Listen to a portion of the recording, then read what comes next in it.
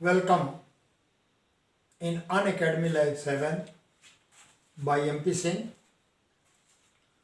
Today I will discuss in botany class plant physiology, mineral nutrition and uptake of mineral nutrition. आज हम mineral nutrition के बारे में इसके पार्ट फर्स्ट में डिस्कस करेंगे। आप जानते हैं कि प्लांट्स आर ऑटोट्रॉफिक। प्लांट्स जो हैं ऑटोट्रॉफिक होते हैं because they contain chlorophyll and they synthesise their food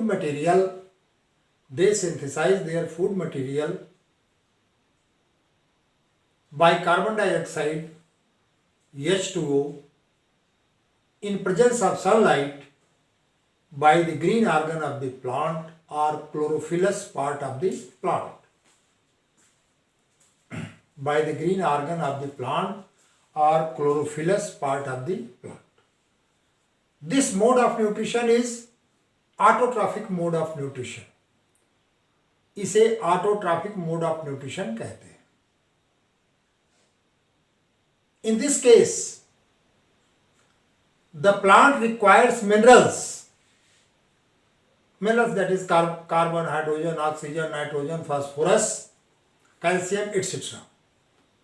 The plant requires minerals which is obtained from the soil by soil solution and absorbed by the root. Autotrophic mode of nutrition में minerals की आवश्यकता होती है और यह mineral plant पाता है soil से। प्लांट सॉइल से उसे मिलेगा जो कि रूट के द्वारा एब्जॉर्ब होता है। यहां मैंने लिख दिया है definition. Green plants are autotrophic. They require inorganic matter. This inorganic matter obtained from the soil, they present in the form of mineral. They are called mineral element. Such nutrition is called mineral nutrition. तो autotrophic mode of nutrition में mineral की आवश्यकता होती है और in absence of mineral there will be no metabolism. There will be no matter. अब हम लेते हैं कितने हमको मिनरल्स प्लांट मेटाबॉलिज्म में आवश्यक है. There are about 57 to 60 elements. They are required for the plant. अब इनको हम दो कैटेगरी में बांटते हैं. एक कहते हैं एसेंशियल और दूसरा है non essential. 60 minerals have been reported in which 30 are present in plant. जो 30 प्लांट में प्रेजेंट हैं दे आर नॉन एसेंशियल. उनको बाहर से देने की आवश्यकता नहीं होती. एंड आउट ऑफ 30 बचा. Out of 30 16 are essential. Rest are non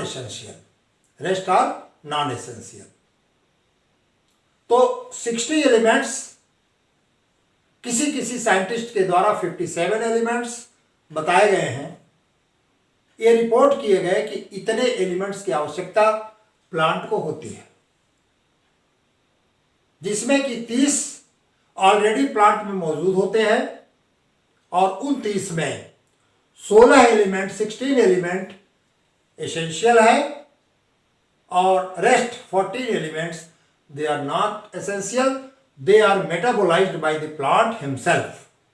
वो स्वयं प्लांट के द्वारा उसका मेटाबॉलिज्म, उसकी सिंथेसिस हो जाती है. अब हम लेते हैं कि ये एसेंशियल मिनरल्स हमारे हैं कौन. मैंने नोट कर दिया है. Carbon, oxygen, hydrogen, sulphur, nitrogen, phosphorus, potassium, magnesium, calcium, iron, copper, boron, zinc, manganese, molybdenum and chlorine. These are the essential minerals. अब एसेंशियल मिनरल की क्राइटेरिया क्या होती है? क्या लिखा है मैंने? Criteria of essential minerals. पहली क्राइटेरिया है कि इन absence of minerals the plant can not grow. The plant can not grow normally. जो नॉर्मल ग्रोथ होती है प्लांट की, अगर ये मिनरल्स नहीं है, कम है, तो उनकी ग्रोथ जो है ये सक्सेसफुली नॉर्मली नहीं होती। एलिमेंट्स आर, सेकेंड क्राइटेरिया है, एलिमेंट्स आर स्पेसिफिक, वो विशिष्ट होते हैं। They can not be replaced by other elements. They can not be replaced by other elements. Third है, elements plays direct role in metabolism. अब metabolism आप जानते हैं कि all the biological activities, biological reaction inside the plant body or inside the livings, they are called as metabolism. Metabolism, you can divide metabolism into two. First anabolism, second catabolism. In anabolism, synthesis process takes place. Synthesis of higher molecular weight compound from lower molecule with the help of lower molecular weight. For example, glucose is converted into glycogen, that is the anabolic process. Second, a catabolic process, glucose decomposes into carbon dioxide and H2O, that is catabolic process. In this process, the higher molecules, higher organic compounds are decomposed by enzyme or other catalyst into lower or into simpler, that is the catabolic reaction, and both are collectively known as metabolic reaction or metabolism. अब हम इसका classification करते हैं। Classification of essential elements. अब इसकी criteria यह होती है कि जिसकी आवश्यकता अधिक मात्रा में होती है उसे हम कहते हैं मैक्रोन्यूट्रिएंट या मैक्रो एलिमेंट्स, और जिनकी आवश्यकता हमें ट्रेस में होती है उन्हें कहते हैं माइक्रो एलिमेंट्स। अब हम देखते हैं कि मैक्रो में कौन कौन से हमारे एसेंशियल आते हैं। Macro elements, these are required in large quantity. These are required in large quantity. For example, what are the elements that is grouped under macro element? Carbon, hydrogen, oxygen, nitrogen, phosphorus, potassium, magnesium, calcium and sulfur. Now macro element, they are also known as trace element. They are also known as trace element. Plant required in very minute quantity, so they are called micro elements. Or in other words, you can say plant requires in very low quantity.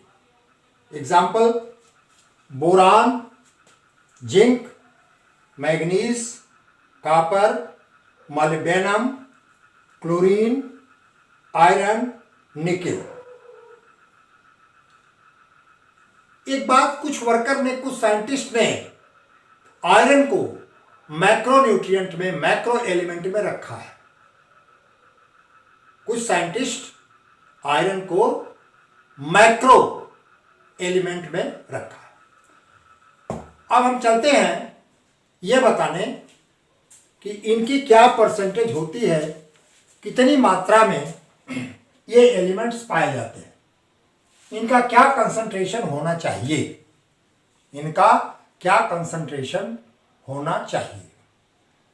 यहां मैंने एक chart दे दिया आपको जिसमें लिखा है इधर element, percent of dry wait.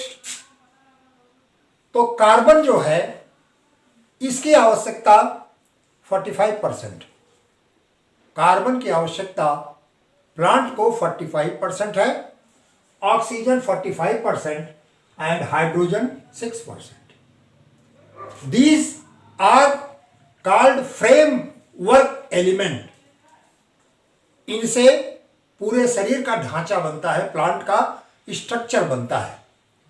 Hydrogen 6.0%, nitrogen 1.5%, potassium 1.0%, calcium 0.5%, magnesium 0.2%, phosphorus 0.2%, sulphur 0.1%, chlorine 0.01%, iron 0.01%, यमियन manganese 0.005%, boron 0.002%, copper 0.001% and molybdenum 0.001%। तो इतने इस परसेंटेज में, ये ड्राई वेट है, जब प्रोटोप्लाज्म को ड्राई कर देते हैं उस समय इसका परसेंटेज निकाला जाता है। तो this percentage known as percentage of the elements in dry condition. अब हम लेते हैं general function of mineral. Mineral का एक सामान्य फंक्शन, जनरल फंक्शन क्या है? तो पहला है फ्रेमवर्क। फ्रेमवर्क माने जो स्ट्रक्चर बनता है प्लांट का, कौन कौन से एलिमेंट उसमें भाग लेते हैं, जिसमें आपका दो मेजर एलिमेंट है, कार्बन, हाइड्रोजन एंड नाइट्रोजन। ये प्लांट बॉडी का स्ट्रक्चर बनाता है, that is required in large quantity. They form the framework skeleton of the plant. Second है protoplasmic element, nitrogen, phosphorus, sulfur, they form protoplasm, or you can say they are the part of protoplasm including are associated with the carbon, hydrogen and oxygen। क्योंकि protoplasm में भी carbon, hydrogen और oxygen ये main part है। उसके साथ साथ आपका नाइट्रोजन, फास्फोरस और sulphur, that is also part of protoplasm। Next है catalytic element, they are part of enzyme। What is enzyme? Long chain of amino acid that forms peptide chain, many peptide chain that forms polypeptide chain, and some organic and inorganic substances are associated with these polypeptide that forms enzyme, that is biocatalyst, you can say। Enzyme that catalyzes the metabolic reaction, enzyme that catalyzes the metabolic reaction। Next है balancing element। Many of the elements they are toxic in nature। These elements counteract these toxic substances। These toxic substances, calcium, magnesium, potassium, that causes ionic balance and opposes toxin। ये जो है toxin को counteract करता है, उसका विरोध करता है, उसे समाप्त करता है और ये आयनिक बैलेंस मेंटेन करता है। नेक्स्ट है influence of the osmotic pressure of the cell. आप पढ़ चुके हैं पिछले चैप्टर में कि ये जो ऑस्मोटिक प्रेशर है इसमें आपको potassium, chlorine, sodium, they play important role in osmotic concentration. तो ये एलिमेंट जो हैं ये ऑस्मोटिक कंसंट्रेशन सेल का मेंटेन करते हैं, जिससे कि ऑस्मोसिस या डिफ्यूजन की क्रिया होती है। इस प्रकार आज हमने मिनरल न्यूट्रिशन के पार्ट फर्स्ट में आपको मैक्रो एलिमेंट के बारे में बताया, माइक्रो के बारे में बताया, ड्राई वेट में इनके परसेंटेज के बारे में बताया, ड्राई वेट में इनके परसेंटेज के बारे में बताया, क्या क्राइटेरिया है इन एलिमेंट्स की उसके बारे में बताया, तथा इनका जनरल फंक्शन क्या है इन मिनरल्स का, ये मिनरल कहाँ से ऑब्टेन होते हैं। इस प्रकार से आज पार्ट फर्स्ट में मैंने ये पहला लेक्चर समाप्त किया। इसके साथ अगला लेक्चर मैं पुनः आपको दूंगा। Thank you.